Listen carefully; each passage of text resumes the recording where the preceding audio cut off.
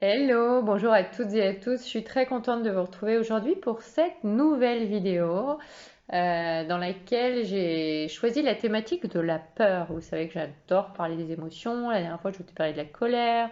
Bien avant, j'avais présenté des vidéos sur comment utiliser les émotions en jouant avec le phénomène des lois qui nous régissent au niveau quantique. Précédemment encore, j'avais parlé en fait des messages qui se cachent derrière chaque émotion qui nous traverse. Donc on ne va pas revenir dans le détail de chacune des émotions. Simplement, on va faire un focus sur la peur. La peur, je vous le rappelle, son message prédominant en fait, c'est qu'elle nous donne l'impulsion de nous protéger face à un danger. Donc la fonction utile, c'est vraiment de mettre notre corps en alerte.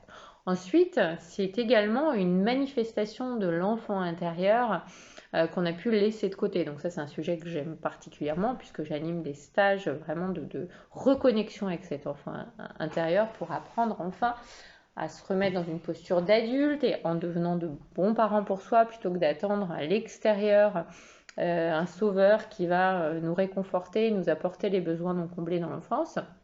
Et puis, très souvent, on a peur face à un danger. Ce danger peut être aussi bien réel que potentiel, qu'imaginaire. On va y revenir, mais c'est vrai que très souvent, on a peur du futur ou du passé par rapport à nos blessures ou peut-être même par rapport à un trauma.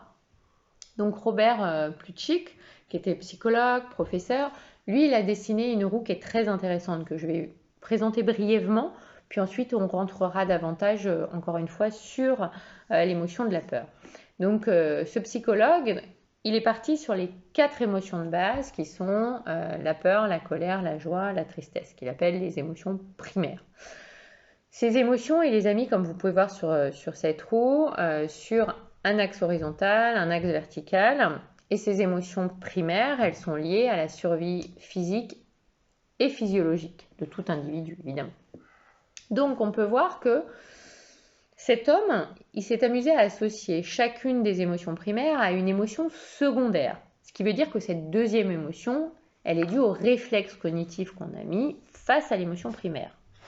Ça veut dire quoi? Ça veut dire que l'émotion primaire, elle résonne et du coup, elle fait intervenir des émotions secondaires. C'est en quelque sorte, en gros, il a associé la peur à la surprise. Si on regarde sur les autres émotions, il a associé la colère à l'anticipation. Il a associé la tristesse au dégoût et enfin la joie à la confiance.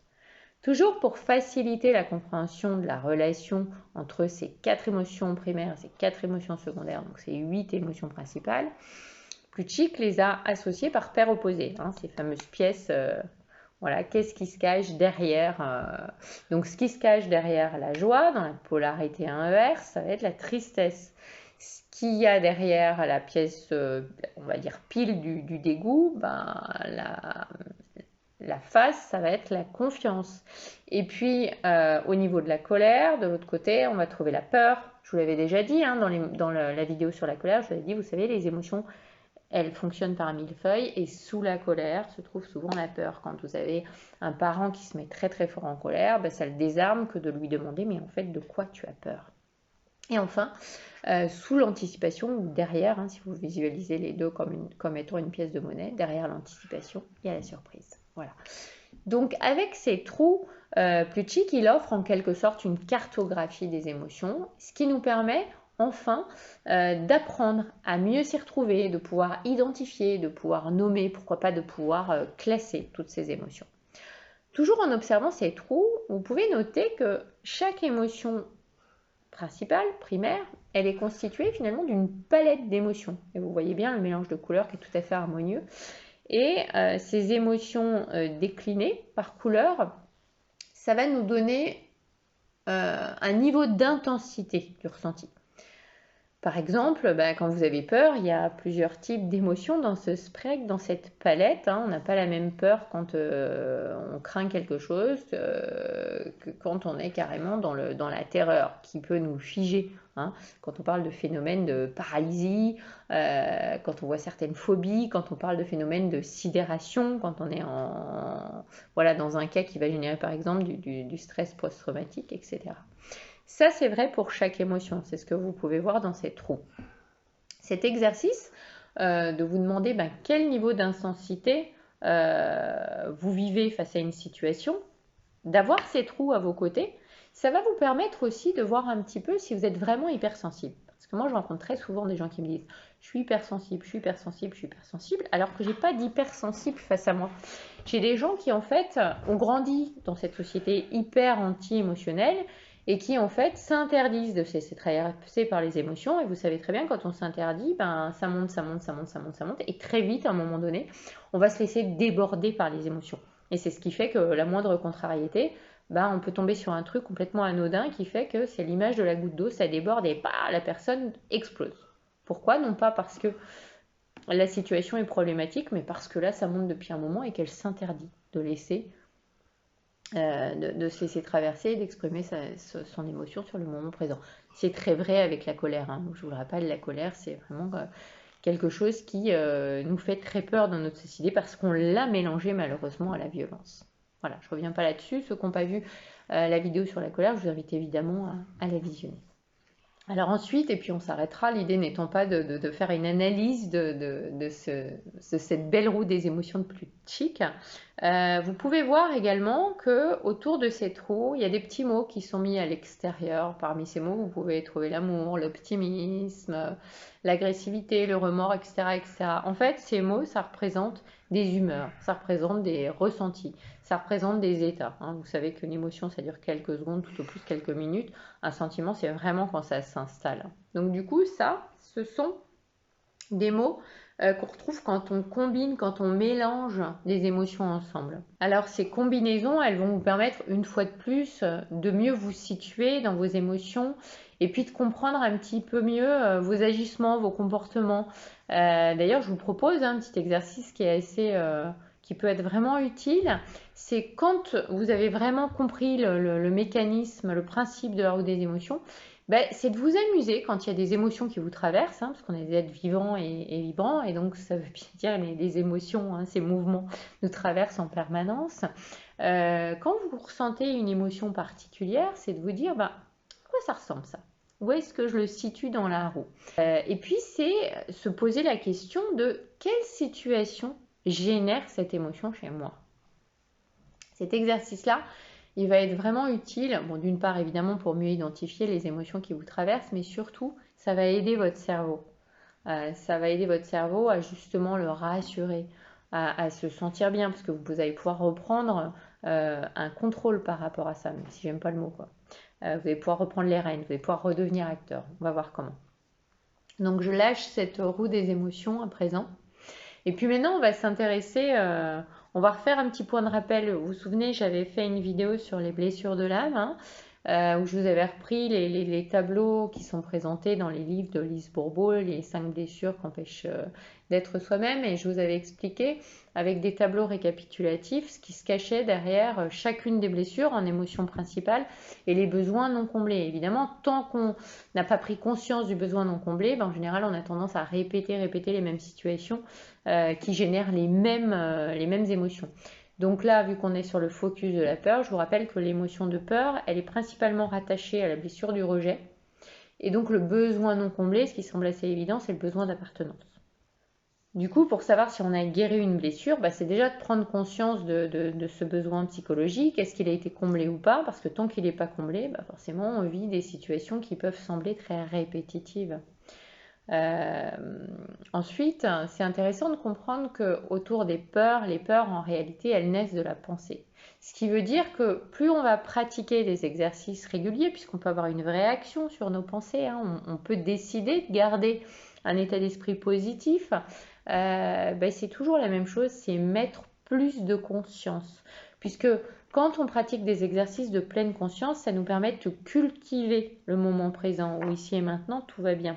Je vous l'ai dit très souvent, les peurs, elles naissent soit de situations passées où on a tendance à se laisser emporter par nos traumas qui nous font revivre les trucs en boucle, ou alors c'est la peur du manque, la peur du futur, alors qu'ici et maintenant, tout va bien.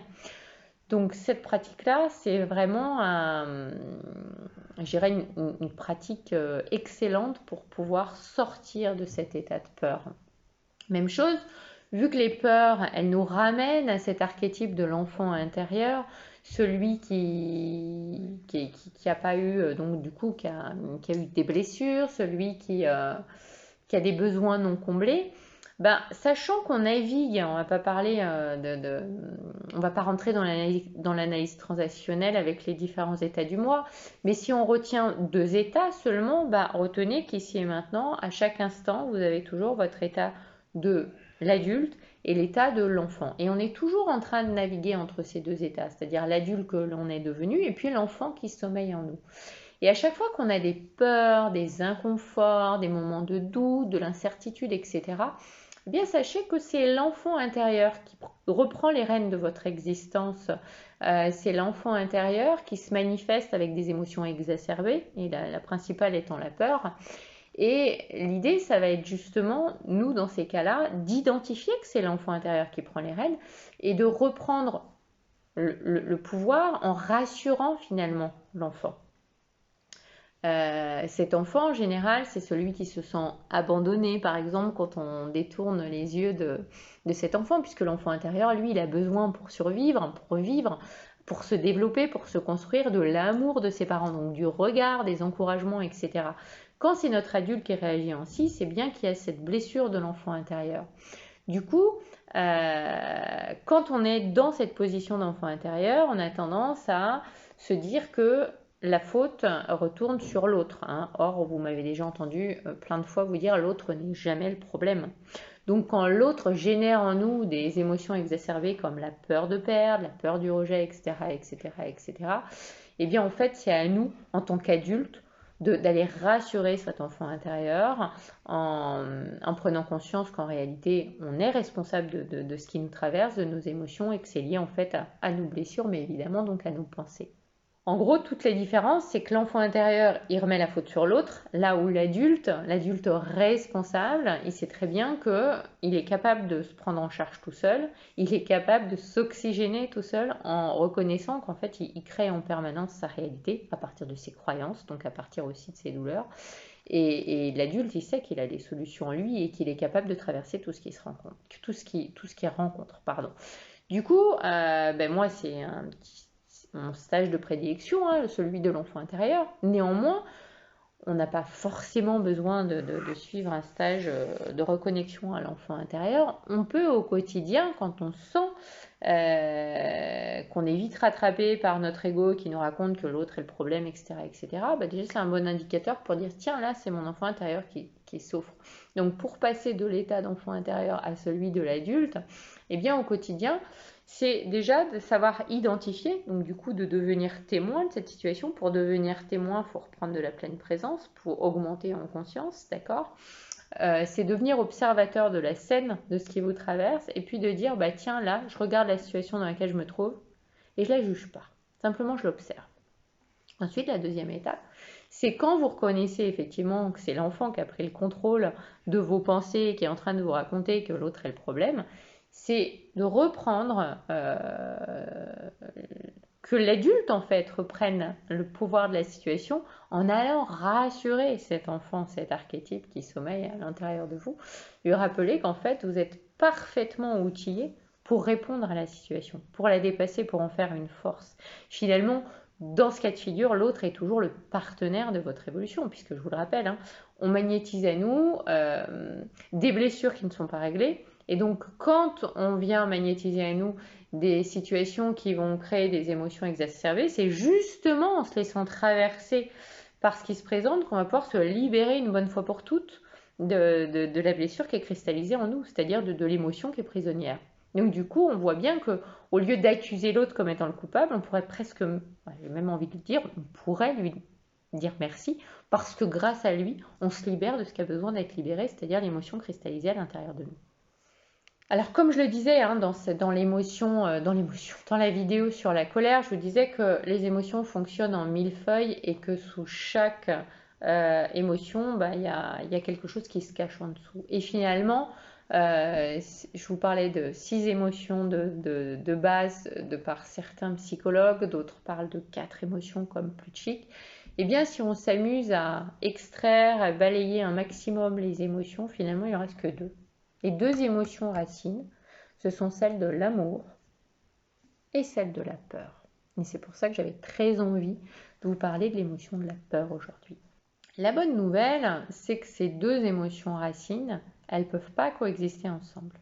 Donc ça veut dire qu'on ne peut pas se trouver avec l'amour et la peur en même temps, ça vous l'avez compris. Et vu que l'état d'amour, lui, se vit en conscience, c'est encore une fois une invitation en plus à vous prêter aux exercices de pleine conscience qui passent par la méditation. Je vous rappelle qu'il y a une vidéo que j'avais faite avec une expérimentation de pleine conscience qui était vraiment guidée pour prendre conscience de la météo, en gros, intérieure qui nous traverse. Et comment on prend conscience, en gros, c'est quoi le principe de la méditation de pleine conscience? C'est tout simplement venir se mettre à l'écoute de ce corps. Parce que ce corps, en fait, il vous délivre à travers son langage à lui, ses signaux à décoder, ces mots aussi, M-A-U-X, il vient en fait vous indiquer ce qui se passe et qui demande à être nettoyé, qui demande à être regardé, etc., etc. Donc ça, la pleine conscience, vous avez compris qu'en apprenant à revenir dans le corps, à l'écoute de ce corps, à se poser la question de comment je me sens, à décoder tous les signaux du corps, les tremblements, les gazouillis, les nœuds dans la gorge, dans le ventre, etc. Ça nous permet déjà, c'est un premier moyen de pouvoir sortir de l'état de peur. En plus, aujourd'hui, on sait que notre état d'esprit influence l'état de notre corps et inversement. Donc ça, c'est plutôt une super bonne nouvelle parce que ça nous permet, pour ceux qui n'ont pas tout le principe de méditation, ça nous permet déjà de pouvoir libérer un certain nombre d'émotions et notamment la peur au niveau du corps. Aujourd'hui, il y a de plus en plus de prise de conscience. En tout cas, moi, à mon niveau, ça a été fulgurant depuis, on va dire, les années Covid. Depuis vraiment que je me suis mis au yoga, je me suis rendu compte à quel point tous les chemins émotionnels, ça nous mène une fois de plus à ce lien corps-esprit. C'est-à-dire que, je l'ai dit précédemment, ce qui affecte notre esprit va affecter le corps et vice-versa. Ça veut donc dire qu'en changeant sa façon de penser, ça va avoir un impact sur le corps. Et même chose quand on va s'amuser à modifier sa posture, quand on va s'amuser à modifier sa musculature également, ça va avoir un effet sur l'esprit. Alors je ne vais pas rentrer dans toute l'explication du livre de Thierry Janssem que j'ai trouvé très intéressant notamment, mais il y en a ni l'autre sur le sujet, qui explique qu'en réalité en changeant de posture, ça va venir soigner un certain nombre de blessures. Alors moi, je m'en suis vraiment rendu compte à travers le yoga, c'est ce qui m'a donné l'envie de me former de manière professionnelle au yoga et d'animer notamment en prémisse les premiers cercles de femmes que j'anime à Montauban avec mon professeur de yoga. Toujours est-il que on peut se poser la question au niveau mondial, qu'est-ce qui a participé à l'explosion du yoga? On pourrait se dire, tiens, c'est justement une expansion de conscience avec cette prise de conscience collective de l'importance de revenir dans le corps, de lâcher un petit peu l'étage du mental pour redescendre dans le corps. En même temps, je dirais que tout est polarisé et finalement, ce qui a été très positif, quelle que soit la vision qu'on met derrière le phénomène Covid, c'est que il y a eu beaucoup de gens qui, à cause ou grâce finalement de la peur, ont eu envie de recourir au yoga, de prendre soin de leur santé. Alors pourquoi le yoga? Parce que finalement, avec une connexion internet, on pouvait se connecter à des super profs dans un espace relativement petit. Et c'est quelque chose qui m'amène à me dire, tiens, finalement, grâce à un phénomène qui nous a mis dans la peur, en faisant une force, ça a largement participé à revenir dans le corps et donc forcément à prendre soin de soi et puis à préserver au maximum notre immunité. Alors évidemment, on pourrait parler de tous les sports qui participent grandement à notre bien-être, à notre santé, etc. Alors c'est toujours pareil, je parle de faire les choses en conscience parce que quand on met de la conscience, en général, les effets sont multipliés, un petit peu quand on fait du feng shui, quand on fait les choses en conscience, ça va avoir une action beaucoup plus beaucoup plus forte. Néanmoins, moi je vais vous parler principalement du yoga parce que c'est ce qui m'a permis de revenir pleinement dans mon corps, d'intégrer, de prendre conscience de tous les bienfaits que ça avait, aussi bien au niveau physique que physiologique, même ostéopathique, hein, puisque pendant des années, je vous l'avais dit dans une autre vidéo, j'ai énormément de tensions dans le cou qui ont complètement disparu depuis que je pratique le yoga au quotidien. Mais ce qui est assez extraordinaire, et c'est ce qui m'a donné l'envie de m'y former davantage, c'est qu'en réalité, le yoga, ça a des vrais effets au niveau psychologique. Alors, on va prendre par exemple une posture qui est très simple, qui est celle de l'œuf. Dans cette posture, vous voyez bien qu'on se met sur le dos, on a les genoux repliés au niveau de la poitrine avec nos bras. Et en fait, c'est une posture dans laquelle on vient se détendre. Cette posture, je dirais qu'au niveau physique et physiologique, elle va venir étirer nos reins, elle va venir masser la vessie. C'est une posture qui permet également de dynamiser tout ce qui est élimination des toxines, des gaz, etc. Je vous rappelle quand même, hein, évidemment, je ne l'ai pas choisi pour rien cette posture, puisqu'on est sur la thématique de la peur. Les reins en médecine chinoise, dans le tableau de correspondance, hein, vous savez que la médecine chinoise, elle fonctionne par analogie. Les reins, ça nous ramène à la porte des peurs, hein, les peurs aussi bien collectives que personnelles, que ancestrales. Ça nous ramène, quand je parle de peur ancestrale, évidemment, ça nous ramène à la mort, ça nous ramène donc à la maladie, mais pas que, hein, ça nous ramène, je vous parlais de la blessure de rejet, ça nous ramène à la peur de l'échec, la peur de la faillite, etc., etc., etc. Donc c'est vraiment, quand on étire les reins, on ouvre la porte aux peurs qui sont enfouies. Et puis vous savez qu'en yoga, la respiration, c'est primordial, hein, pour pouvoir faire déjà correctement une posture et bénéficier de tous ces effets et de tous ces bénéfices. Et bien en fait, quand vous êtes dans la respiration de cette posture, l'idée, ça va être de profiter de l'expiration en conscience pour justement vous dire, bah tiens, c'est l'occasion de déposer toutes mes peurs sur le tapis. Donc vous l'avez compris, c'est une posture qui aide à se détendre, hein, ça se voit, hein, au niveau de l'image, se détendre au niveau personnel, mais évidemment détendre aussi notre colonne vertébrale. Ça permet du coup de soulager la tension lombaire, puisque je vous parlais des reins, hein, donc c'est bien, très souvent on dit j'en ai plein le dos, et quand on a mal aux reins, bah, ça en dit long au niveau des peurs aussi. Le fait de relâcher la tête aussi, ça permet d'inviter plus facilement à la détente, donc à lâcher prise. C'est vraiment une invitation à dire au mental, vas-y, c'est bon, tu peux te poser, tu peux te reposer. Et puis je vous parlais de l'expire, mais évidemment la respiration, hein, on ne peut pas parler d'expire sans inspire. Et bien à l'inspire, on peut en profiter justement, puisque plus on va mettre d'images et plus on va pouvoir intensifier les effets bénéfiques, c'est le principe des visualisations créatrices notamment.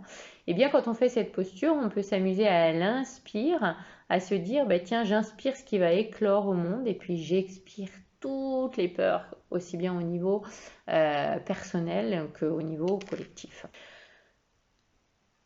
Je le rappelle ici et là, quand on parle du yoga, il ne faut pas s'imaginer que le yoga, c'est forcément je me mets sur la tête, je fais le poirier, c'est super difficile, hein. C'est pas du tout l'idée du yoga ancestral. C'est vraiment la manière dont vous allez pratiquer le mouvement qui est beaucoup plus importante que celle de réussir des postures compliquées. Et c'est là où je dis souvent, tout dépend de l'espace dans lequel vous pratiquez le yoga. En fait, quand on fait attention à la manière dont on se sent quand on fait une posture, à quel état psychologique ça nous ramène, en se focalisant sur ce souffle justement qui permet de faire circuler en nous le chi, hein, c'est comme ça que l'appellent les médecins, la médecine traditionnelle chinoise, le prana chez les yogis. Eh bien, en fait, on facilite le déblocage, je dirais, des éléments qui sont bloqués. Donc ça, je vous invite à re-regarder mes premières vidéos où je vous parle des analogies entre la kinésiologie qui se passe sur les fondements de la médecine chinoise, pour bien comprendre qu'en réalité, quand vous êtes bloqué dans un élément, donc là on parle de la peur, donc des reins, de la vessie, de cet élément-là, eh bien l'énergie, elle ne circule pas correctement. Et le souffle, donc la respiration, va permettre justement de pouvoir se débarrasser peu à peu de nos peurs pour pouvoir hop, changer d'élément. Du coup, je vous ai parlé du mouvement, je vous ai parlé de la pleine conscience. Et là, vous avez compris qu'en réalité, même sans mouvement, puisque tout est mouvement, sans mouvement, je dirais, physique avec le corps, rien qu'en vous centrant sur vos sensations et en portant attention à ce qui se passe dans votre corps quand vous respirez en conscience, quand vous amenez ce mouvement, donc cette énergie vitale, eh bien petit à petit, vous pouvez naturellement vous débarrasser de vos peurs, de vos sentiments négatifs, etc. Alors toujours sur cette thématique de la peur, c'est important de se rappeler que cette émotion, elle nous oblige à nous mettre en position de défense, de fuite ou d'attaque, ou même je me cache en espérant pas être pris. Hein. Donc ça, on est vraiment dans la notion de cerveau reptilien à la base, le premier. Ce qui veut dire, vous savez, je dis souvent que tout est une question de regard que l'on porte sur le monde, et je vous dis toujours que personne ne peut prétendre détenir la vérité et que le regard de l'un face à une situation ne sera pas le regard du voisin, puisque notre regard, notre vision du monde est conditionné par notre passé, par nos filtres, par notre éducation, par nos croyances, etc. Ça veut dire concrètement que, là on ne va pas revenir dans le corps, mais déjà en changeant de regard sur le monde, on s'aperçoit que rien n'est tourné contre nous. Quand je vous parlais de l'enfant intérieur qui a tendance à dire c'est de la faute de l'autre, alors que l'adulte, lui, prend conscience qu'il est responsable de tout ce qu'il rencontre, responsable mais pas coupable, en réalité, on a toujours les moyens de rester dans ce bien-être, dans cette confiance, en agissant sur nos pensées. Ça veut dire quoi? Ça veut dire qu'en s'amusant aussi à distribuer de l'énergie aimante, parce qu'on a tous les mêmes besoins, au fond, on est tous reliés. Alors des stratégies parfois plutôt malhabiles hein, pour chercher la reconnaissance et l'amour des autres, on va tous utiliser des stratégies différentes. Néanmoins, ce sont ces deux besoins fondamentaux qu'on cherche à tout prix à combler à l'intérieur de nous. Donc du coup, en s'amusant à retenir cette information-là et en s'amusant à distribuer l'énergie aimante qu'on aimerait recevoir, puisque tout ce qu'on envoie, on le reçoit, ça permet là aussi de sortir de cette phase peur qui est polarisée avec l'amour. Et c'est également en observant les peurs d'une personne qui est face à nous que nous, on peut avoir la capacité d'entrer en empathie avec elle plutôt que de réagir en tiens je me défends ou au contraire je viens t'attaquer et nourrir l'agressivité qui fait que là tu es en train de me manifester de la peur. Je rappelle que quand on regarde la roue des émotions, l'agressivité elle est bien dans ces niveaux d'intensité rattachés à la peur. Alors évidemment pour pouvoir être dans cet état d'esprit de dire j'envoie de l'amour à l'autre, j'ai compris que donner égale recevoir.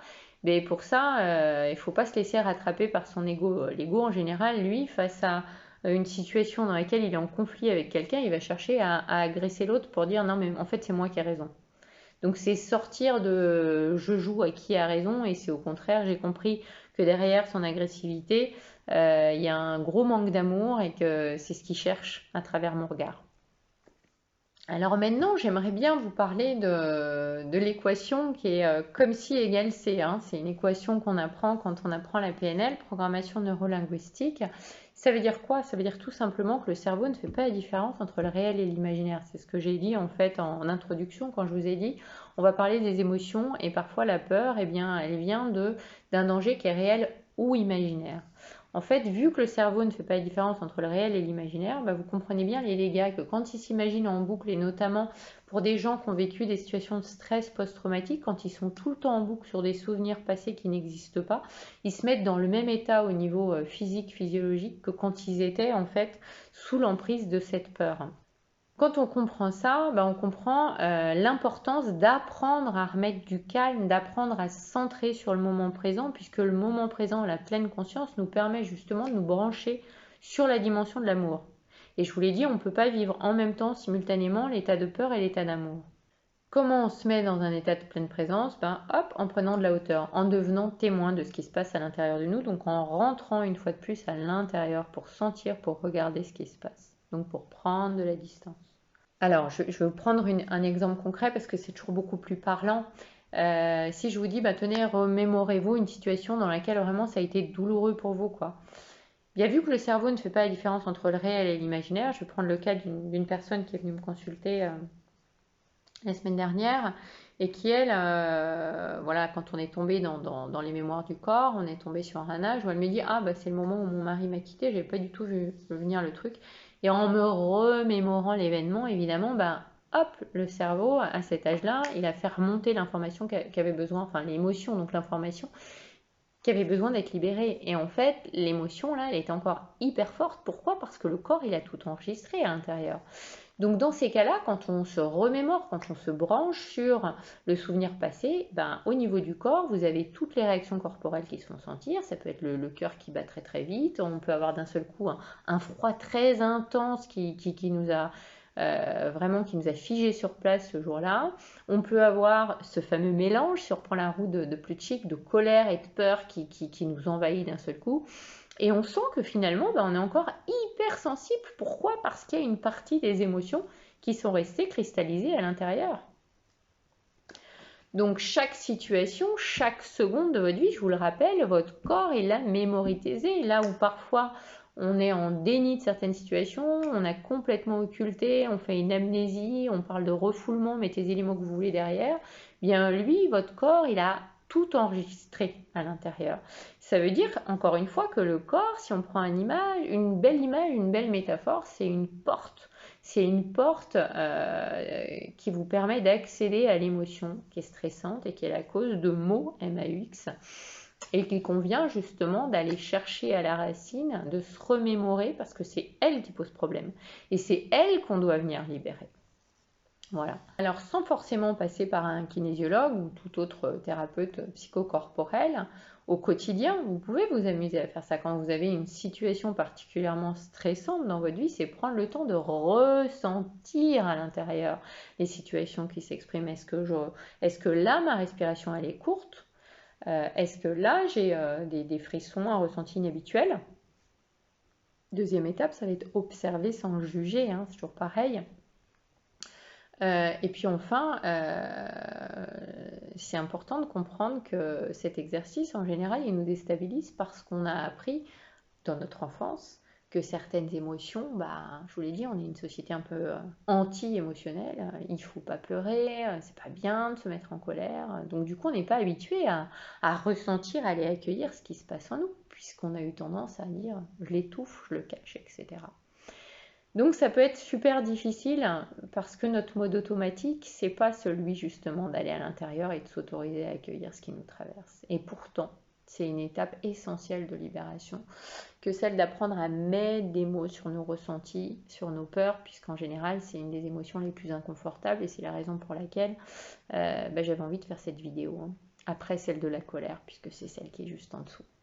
Et puis aussi parce que l'un des meilleurs moyens pour découvrir nos ressources, pour découvrir notre force et je dirais même notre puissance, c'est justement de rentrer en soi. La difficulté, c'est que vu qu'on a été éduqué à ne pas ressentir, hein, je vous prends cet exemple, que j'avais entendu une fois, que j'avais trouvé très drôle, quand les enfants vous disent papa, papa ou maman, j'ai peur, il fait noir. Ah, bah, t'inquiète pas, tac, je t'allume la lumière. Donc en fait, derrière, c'est mais non, n'aie pas peur, regarde, pas de raison d'avoir peur. Donc c'est surtout ne ressens pas, quoi. Voilà. Alors, quelle que soit l'éducation qu'on ait reçue, c'est à nous seuls, c'est vraiment à nous seuls qui revient la décision de dire bah là, ça y est, maintenant j'apprends à me poser, j'apprends à dialoguer avec mon corps, j'apprends à décoder ces signaux. Et comme on a un vrai pouvoir sur les émotions qu'on veut, qu'on veut attirer à nous, qu'on veut ressentir, ben, vous l'avez compris, vu qu'on crée notre réalité à partir de nos croyances, ben déjà on peut inviter dans notre vie en conscience à dire je choisis de garder un état positif. Donc vu qu'on a tendance à ruminer par exemple certaines expériences nocives, etc., c'est important de comprendre, puisqu'il y a dans cette logique de continuum corps-esprit, que quand vous ruminez des pensées négatives, quand vous êtes en train de vous plaindre en permanence dans ce type d'état d'esprit, je suis sûre que vous avez tous en tête, si c'est pas vous, l'image d'une personne qui vous renvoie le grincheux chez Disney, mais c'est vous souvenir que cet état-là de négatif, ben, dans ces cas-là, votre posture elle transpire ça, hein. C'est aussi pour ça que dans les 5 blessures qu'empêche d'être soi-même, on voit bien que dans des émotions prédominantes, dans des blessures prédominantes, on va avoir une posture qui va être très marquée. Certains vont se protéger avec des kilos en trop, superflus, là où d'autres, au contraire, vont chercher à disparaître en étant très très maigres. Eh bien, c'est la même chose quand on a tendance à ruminer, etc. Les muscles, ils vont se tendre, le visage, il va se crisper. À l'inverse, quand on a des pensées positives, ben on le voit, on parle souvent en fait de waouh, cette personne, elle a un aura très particulier. C'est logique, tout transpire, puisque vous le savez, nous sommes des êtres vivants et vibrants. On vibre à 99,99999% de l'énergie, autant dire presque 100%. Ce qui fait que cette énergie, elle se mesure en fréquence. On parle d'unité bovie. Du coup, cette fréquence, elle bouge en fonction de ce avec quoi on nourrit son corps. Alors, c'est la nourriture, bien sûr, hein, c'est sûr qu'on ne va pas vibrer, on va pas avoir la même vibration, la même fréquence énergétique quand on mange tous les jours du McDo que quand on choisit de manger en conscience des produits sains, de saison, pas forcément bio, mais en tout cas, voilà, élevés avec beaucoup d'amour, de conscience, etc., etc. Et il en va de même, surtout, je dirais, de se nourrir de pensées d'amour, de pensées bienveillantes, de gratitude, de donner. Donc c'est vraiment un état d'esprit positif et au même titre que le corps se sculpte, hein, puisqu'il y a ce lien corps-esprit, bah, c'est la même chose avec vos pensées. Vous pouvez tout à fait prendre vous pouvez tout à fait décider, je dirais, de garder un état d'esprit positif et pour ça, ça se cultive au quotidien. Ça se cultive en mettant plus de conscience. Souvent, j'invite les gens, et j'en ai déjà parlé dans une autre vidéo, à tenir un carnet de croyances pour voir un petit peu les croyances qu'ils cultivent au quotidien et de se dire, mais est-ce que cette croyance au quotidien, elle me sert ou elle me dessert? Voilà, donc être positif, finalement, ça revient aussi à contrôler ses peurs, en adoptant une position de pleine confiance. Moi, par exemple, je crois vraiment, je suis intimement convaincue, là je dirais carrément que c'est de la foi, hein, je ne peux pas l'expliquer, que tout participe à notre plus grand bien et qu'en réalité, il n'y a pas d'échec. Ça n'est que des expériences pour nous mener là où on a besoin pour aller au service de notre évolution. Donc à partir de là, si j'ai pas de boulot demain, c'est que ça va me permettre de me dégager du temps pour me consacrer à un autre projet qui va m'emmener là où mon essence elle doit vibrer. Et je le vois aujourd'hui, à 43 ans, j'ai l'impression d'avoir eu plusieurs vies et toutes elles étaient parfaites au moment où je les ai rencontrées, traversées, elles m'ont toutes servi à un moment donné. Et c'est apprendre justement à faire confiance au plein divin qui sait beaucoup mieux que vous au niveau de votre toute petite conscience ce qui est bon pour vous. Voilà, alors je parlais des fréquences en unité bovise. Alors celles que vous pouvez utiliser, il y en a d'autres hein, parmi les fréquences sacrées, hein, des musiques qu'on peut écouter qui peuvent participer puisqu'elles aussi ont une fréquence énergétique qui est très puissante et qui peut vous aider à faire monter votre conscience à vous. Et c'est la 396 Hz. C'est une fréquence qui justement met en vibration tout ce qui est blocage, qui sont cachés, tout ce qui est croyances négatives qui sont bloquées au niveau, qui sont enregistrées au niveau du subconscient. Tout ça, ça offre la liberté de s'en libérer. J'aime beaucoup une citation de Nelson Mandela, je le cite beaucoup parce que bon, voilà, c'est un vrai maître. Hein. Nelson Mandela a dit un jour, lorsque vous vous libérez de vos peurs, votre seule présence automatiquement libère les autres. Ça en dit long. Hein. Et je vous parlais justement de développer cet état de confiance quand on est vraiment dans la conscience dans tous nos corps, qu'on peut faire confiance, qu'on se laisse porter par le courant de la vie, ben forcément on est dans je plonge dans l'état d'amour automatiquement. Je sors de la peur puisque je fais confiance aux énergies supérieures qui me guident. Alors pour ça, ben, je vous réinvite une fois de plus peut-être à regarder ma vidéo sur l'oscillation, tout se rejoint pour vous reconnecter à votre intuition. Parce que votre cœur, lui, il sait beaucoup mieux que votre mental ce qui est bon pour vous. Et votre cœur, il vous relie en fait à ces plans supérieurs. Aujourd'hui, il n'y a pas très longtemps, j'ai lu un petit roman qui m'a été offert par ma belle-mère d'abord, et puis une super amie, clin d'œil à Sophie. C'est un livre que j'avais vu chez Cultura. Je fais un petit coup de pub à cet auteur. Je n'avais pas envie de le lire à l'époque parce que je ne suis pas très roman. Moi, c'est vrai que je mange beaucoup de livres de développement personnel, pas forcément des romans. Et là, je me suis dit, bah, s'il m'arrive comme ça 3 fois devant les yeux et puis qu'on me l'offre quand même à 2 reprises, c'est que je dois vraiment le lire. Et franchement, je salue l'auteur et je vous invite vivement à lire cette petite histoire si vous aimez et les romans et les belles histoires et le développement personnel, puisqu'elle a su vulgariser la physique quantique pour vraiment la rendre accessible à tous, que j'ai quelque part, c'était l'un de mes objectifs avec mon livre sur les secrets de la conscience quantique. Et elle a rondement bien mené son roman. Elle explique très bien justement ces histoires d'émotions racines. Alors, je ne vais pas spoiler le bouquin. Néanmoins, j'ai pas parlé dans cette vidéo de l'aspect guérison aussi de nos pensées que quand on sort de la peur, puisqu'en fait, vous avez compris que les maladies, c'est rien de plus que les émotions qui sont cristallisées à l'intérieur de nous et qui ont besoin d'être libérées. Et en fonction de l'organe, l'entraille, etc., qui est affecté, ça va créer en fait ce qu'on appelle des maladies, hein, puisque le mal s'exprime, ce qui n'a pas été dit.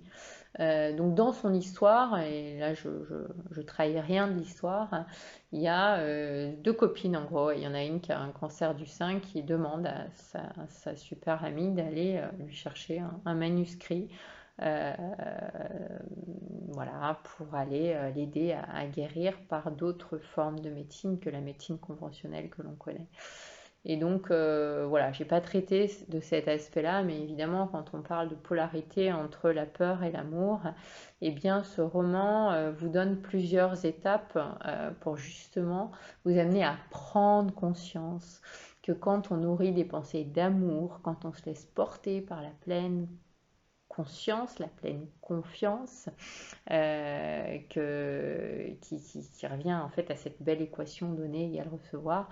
En fait, plus on donne, plus notre vie est riche. C'est cette compréhension que l'amour il se multiplie. Donc forcément, on est nécessairement sur une énergie d'abondance, ce qui est tout le contraire évidemment de la peur qui, comme je le disais, dans bien des cas est illusoire, vous maintient sous l'emprise de l'ego qui déteste le changement, l'ego qui vous fait croire en permanence que si vous êtes là, c'est grâce à lui, puisque jusqu'à maintenant, c'est lui qui vous a permis de rester en vie, même si vous étiez dans la survie, hein, comme je dis souvent.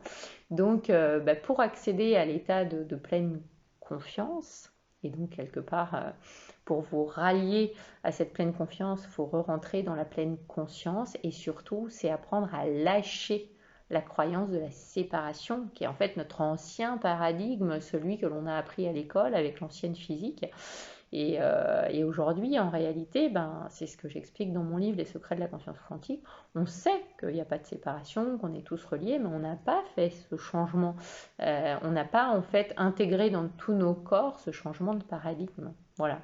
Alors, même chose dans ce roman, elle parle à sa manière avec ses mots, elle ne rentre pas dans la fréquence vibratoire en expliquant qu'elle se mesure, on va dire, en unité bovine. Néanmoins, elle en parle beaucoup. Et le guide qui l'accompagne dans son périple lui donne justement des trucs et astuces pour pouvoir élever sa vibration, pour pouvoir élever son champ vibratoire, sa fréquence, etc. etc. Donc évidemment, je vous le conseille vivement si vous avez envie de lire un petit roman sympa pour vous reconnecter, pour embrasser cet amour et enfin décider de sortir des peurs qui très souvent nous enferment dans des zones de confort qui sont tout sauf confortables, comme je le dis souvent. Voilà. Et bien sur ces bonnes paroles, je vous souhaite plein d'amour et une très belle fin de journée. À bientôt.